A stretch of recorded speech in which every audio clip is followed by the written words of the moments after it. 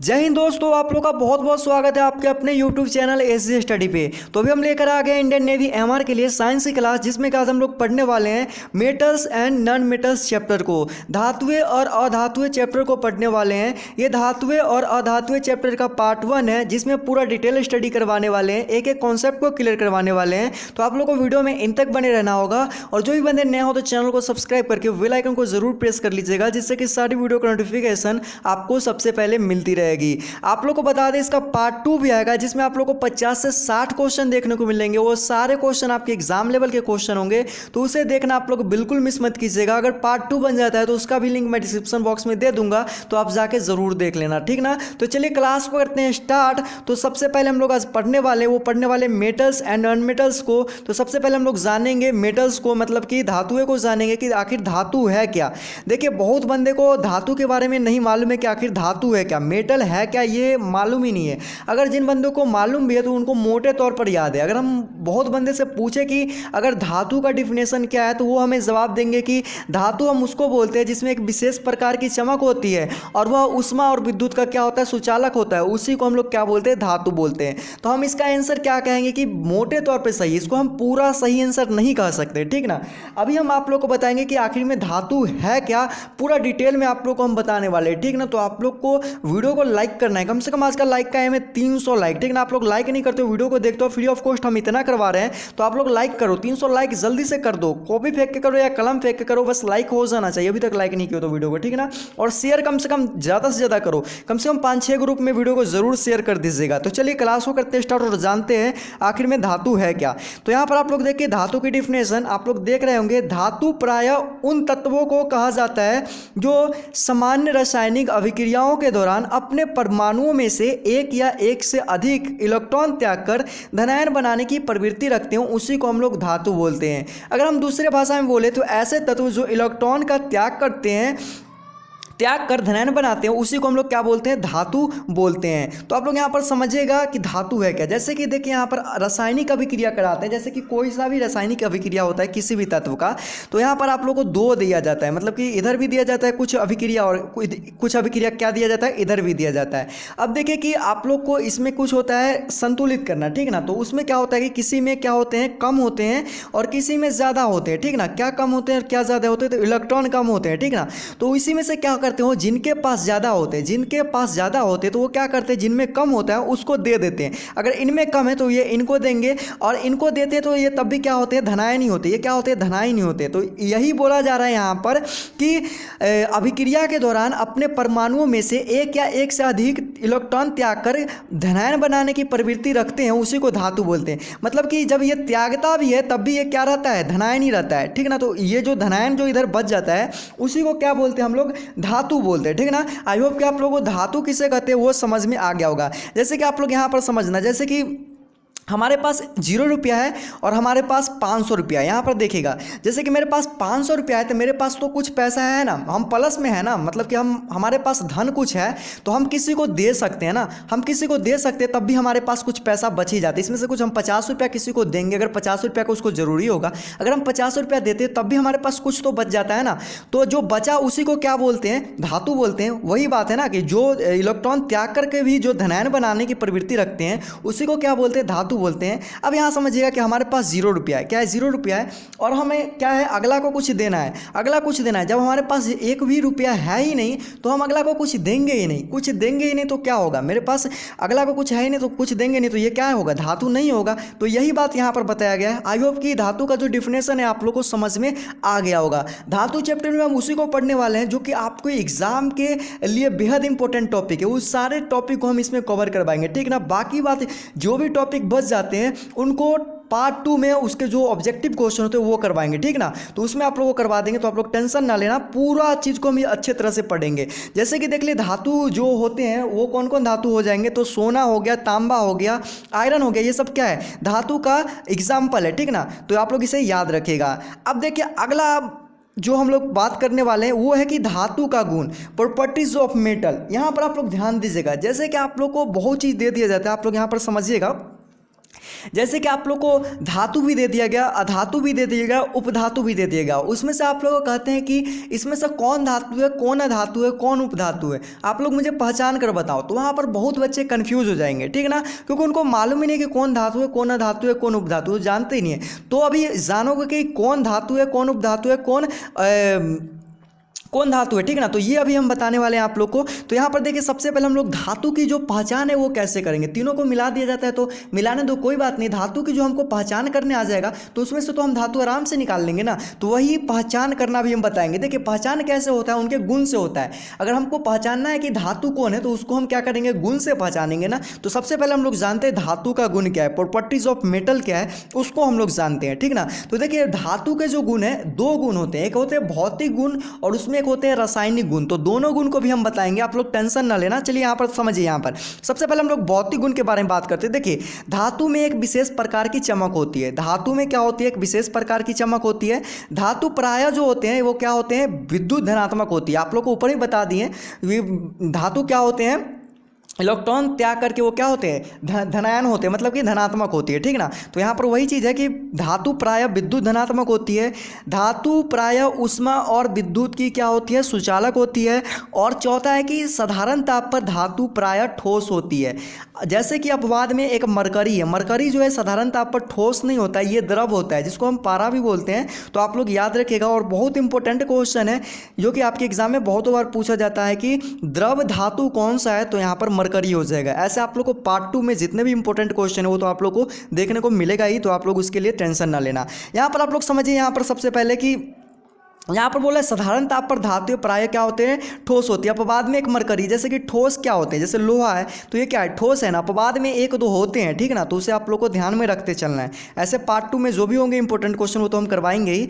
तो यहाँ पर आप लोग देख लिए। अब देखें कि जब आप लोग को पता चल जाएगा कि कोई भी चीज़ धातु देखें और उसमें देखेंगे कि आप लोग चमक भी है, वो विद्युत धनात्मक भी है, उसमें ऊष्मा और विद्युत की सुचालक होती है, और देखेंगे कि वो ठोस है। जब इतना चीज़ आप लोग देख लोगे तो वो आप लोग आसानी से पहचान जाओगे वो क्या है, धातु ही है। तो यही चीज़ है कि आप लोग को गुण याद रहेगा तो आप लोग पहचान जाओगे कौन धातु है, कौन अधातु है और कौन उपधातु है, ठीक ना। आप लोग इस बात को समझ गए भौतिक गुण को। अब चलिए हम लोग बात करते हैं आगे रासायनिक गुण को। यहाँ पर देखिए रासायनिक गुण क्या है इसके। देखिए रासायनिक गुण है कि धातु के परमाणु की बाह्यतम कक्षा में साधारणतः 1, 2, 3 इलेक्ट्रॉन रहते हैं, ठीक ना। अपवाद में जैसे कि हाइड्रोजन और हीलियम की बाह्यतम कक्षा में 1 और 2 इलेक्ट्रॉन है, फिर भी ये क्या है, अधातु है। क्या है, फिर भी ये क्या है, अधातु है। तो ये अपवाद में है, तो आप लोग अपवाद को भी ध्यान में रखते चलिएगा। अब देखिए कि अगला जो इसका रासायनिक गुण है, ये धातुओं के परमाणु धनायन होते हैं, ठीक। आगे बात करते हैं, धातुओं के ऑक्साइड भास्मिक होते हैं। धातुएं तनु अम्लों में घुलकर H2 गैस मुक्त करती है। यहाँ क्या हो जाएगा, H2, ठीक ना। H2 गैस मुक्त करती है। यहाँ पर आप लोग सही कर लेना। पांचवा है कि धातुएं सामान्यतः हाइड्रोजन के साथ संयोग नहीं करती है, धातुएं अपकारक होती है। तो ये सब इनका जो है वो क्या है, रासायनिक गुण है, ठीक। अब चलिए हम बात करते हैं आप अधातु के बारे में, क्योंकि धातु से इंपॉर्टेंट बस इतने ही क्वेश्चन थे। अब अधातु के बारे में बात करेंगे। उससे पहले एक और यहाँ पर धातु से बन रहे क्वेश्चन, तो उसको देख लीजिए। धातुओं की जो कुल संख्या है वो 91 है। कितना है, धातु कुल कितने हैं, 91, 91 धातु है, ठीक ना। तो आप याद रखिएगा कितने धातु है, 91। अब हम बात करेंगे अधातु के। उससे पहले आप लोग को बता दें धातु के कुछ और छोटे छोटे टॉपिक थे जिसको हमने इसमें नहीं बताया, क्योंकि उसके डिफिनेशन जान के कुछ नहीं होने वाला, ठीक ना। जो इंपॉर्टेंट आपके एग्जाम के लिए उसी को हम यहाँ पर करवाएं। ऐसे पार्ट 2 में आप लोग को देखने को मिल जाएगा। और कुछ छोटे छोटे इनके जो टॉपिक है उसको हम शायद नेचर ऑफ मैटर, ठीक ना, पदार्थ की प्रकृति में हमने पढ़ाया है। तो आप देखना चाहते हो उसके छोटे छोटे टॉपिक को, तो लिंक डिस्क्रिप्शन में दे दूंगा, आप जाके पदार्थ के प्रकृति का देख लेना। पार्ट 1 और पार्ट 2 दोनों में आप लोगों को समझ में आ जाएगा पूरा अच्छी तरह से। चलिए अभी हम बात करते हैं आगे अधातु की। तो यहाँ पर आप लोग अधातु को देखना क्या है। देखिए अधातु नॉन मेटल के बारे में जानते हैं। जैसे कि वैसे तत्व जिनकी प्रवृत्ति अधातुओं से भिन्न होती है, धातुओं से भिन्न होती है, उसे अधातु कहते हैं, ठीक ना। तो यहाँ पर आप लोग समझिए, जैसे कि आप लोग देखे होंगे धातु की डिफिनेशन सेम उसके उल्टा कर देंगे तो ये क्या हो जाएंगी, अधातु के डिफिनेशन हो जाएंगे। मतलब कि उसमें क्या होते थे, इलेक्ट्रॉन को त्याग करके वो धनायन बनाते थे। लेकिन इसमें क्या होते हैं, अधातु क्या करता है कि इलेक्ट्रॉन को त्याग करके वो ऋणायन बनाते हैं, ठीक ना। तो उसी को हम लोग क्या बोलेंगे, अधातु बोलेंगे। जैसे कि एग्जाम्पल में ऑक्सीजन हो गया, सल्फर हो गया, नाइट्रोजन हो गया और इत्यादि, ठीक ना। तो ये सब क्या हो गया, अधातु के डिफिनेशन हो गए। अब चलिए हम लोग जानते हैं अधातु के गुण। अब अधातु को पहचानना है तो अधातु के गुण को जानना होगा, तो इसीलिए अभी चलिए हम लोग जानते हैं धातु के गुण को, प्रॉपर्टीज ऑफ नॉन मेटल्स को। तो चलिए अभी हम लोग जानते हैं। देखिए इसको भी दो गुण होते हैं, एक होते हैं भौतिक गुण, दूसरा होते हैं रासायनिक गुण। तो सबसे पहले हम लोग भौतिक गुण की बात करें तो धातु में विशेष प्रकार की चमक नहीं होती है।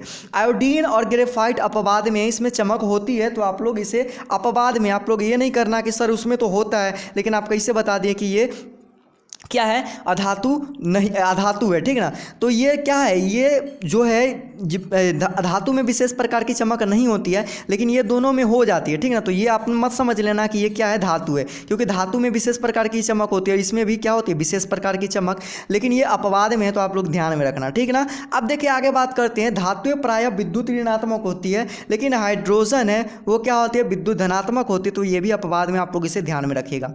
आगे हम बात करते हैं, देखिए धातुएं प्रायः ऊष्मा एवं विद्युत की कुचालक होती है, लेकिन ये भी अपवाद में, ठीक है ना। हाइड्रोजन और ग्रेफाइट है जो कि अधातु ही है, लेकिन इसमें क्या होती है, विद्युत की सुचालक होती है, ठीक है ना, विद्युत की सुचालक होती है, ठीक है ना। ये विद्युत की कुचालक नहीं। ग्रेफाइट जो पेंसिल आप लोग देख रहे हो, पेंसिल, तो अगर उसमें आप लोग क्या करोगे, बिजली के तार लगाओगे और इधर से आप लोग छुओगे तो आप लोग को करंट मारेगा, लेकिन आप लोग ये मत करना, ठीक है ना, ये नहीं करना। ये हम ऐसे ही आप लोग को बताएं, आप लोग को बता दिए हैं कि इसमें क्या होता है, विद्युत जाती है, लेकिन आप लोग को ये काम घर पे नहीं करना है, आप लोग को पहले ही मैं ये बता रहा हूँ, ठीक है ना। चलिए अभी हम बात करते हैं। अधातु साधारण ताप पर ठोस या गैस होती है, ठीक है ना। तो लेकिन यहाँ पर देखिएगा ये जो ब्रोमीन है ये क्या है, अपवाद में, ठीक है ना। ये जो होते हैं साधारण ताप पर ये ठोस या गैस नहीं होते, ये क्या होते हैं, द्रव होते हैं। क्या होते हैं, द्रव होते हैं, ठीक ना। तो आप लोग से ये क्वेश्चन भी बहुत बार पूछा जा चुका है एग्जाम में कि कौन सा धातु है जो कि साधारण ताप पर द्रव होते हैं, तो ब्रोमीन होते हैं, ठीक ना। तो आप लोग इसे याद रखिएगा, इंपॉर्टेंट क्वेश्चन है। अब चलिए हम लोग आगे बात करते हैं इसके रासायनिक गुण के बारे में, धातु के रासायनिक गुण के बारे में। तो देखिए अधातुओं की परमाणु की बाह्यतम कक्षा में 4, 5, 6 इलेक्ट्रॉन रहते हैं। अधातुओं के परमाणु ऋणायन बनाते हैं। अधातुओं के ऑक्साइड जो होते हैं वो अम्लीय होते हैं। अधातुएं सामान्यतः तनु अम्लों से अभिक्रिया नहीं करती है और अधातुएं हाइड्रोजन के साथ संयोग कर सहसंयोजक हाइड्राइड बनाती है और अधातुएं ऑक्सीकारक होती है। तो ये सभी जो आप लोग गुण देख रहे हो, ये गुण से आप लोग, ये जो गुण है वो रासायनिक गुण है और इस गुण से भी आप लोग क्या कर सकते हो, पता कर सकते हो कि ये अधातु है या धातु है। तो ठीक है ना, जब इस गुण, ये पूरा गुण अगर मिल जाता है किसी भी तत्व में तो वो क्या होंगे, अधातु होंगे, ठीक ना। तो ये है, तो आप लोग इसे याद रखिएगा, भौतिक गुण को भी और रासायनिक गुण को भी, दोनों को, ठीक ना। तो यहाँ पर आप लोग देख लिए। अब देखिए कि अधातु की जो कुल संख्या है आप लोग को हम बता दें 20 है। कितना है, 20 है। कहीं कहीं आप लोग को 22 भी देखने को मिल जाता है। तो आपके एग्जाम में जैसा हो उस पर टिक लगेगा। अगर 20 ऑप्शन होगा तो 20 में मारिएगा, अगर 22 ऑप्शन है तो 22 में मारिएगा। और आप लोग को बता दें, ऊपर में हम बताए नहीं, जैसे कि धातु की जो कुल संख्या आप लोग को कहीं कहीं 90 देखने को मिलता है और कहीं कहीं 91, लेकिन है 91। अगर 90 भी आप लोग को देखने को मिलता है तो आप लोग टिक लगा दीजिएगा, अगर 91 नहीं रहा तो। लेकिन 91 रहेगा तो आप लोग को 91 पर ही टिक लगाना है, ठीक है ना। तो ये आप लोग को बता दिए हैं। अब चलिए हम आप लोग को बताते हैं आगे उपधातु के बारे में, मेटालॉइड के बारे में बताते हैं। यहाँ पर आप लोग ध्यान दीजिएगा। देखिए जो धातु और अधातु दोनों के गुण दर्शाते हैं उसी को क्या बोलते हैं, उपधातु बोलते हैं। उपधातु किसको बोलते हैं, जिसमें क्या होते हैं, धातु के भी गुण होते हैं और अधातु के गुण भी होते हैं। मतलब कि उसमें चमक भी होती है, चमक नहीं भी होती, मतलब कि दोनों के गुण होते हैं, ठीक है ना। तो उसी को क्या बोलते हैं, उपधातु बोलते हैं। समझ गए होंगे। जैसे कि सिलिकॉन हो गया, जर्मेनियम हो गया, आर्सेनिक हो गया, और भी है।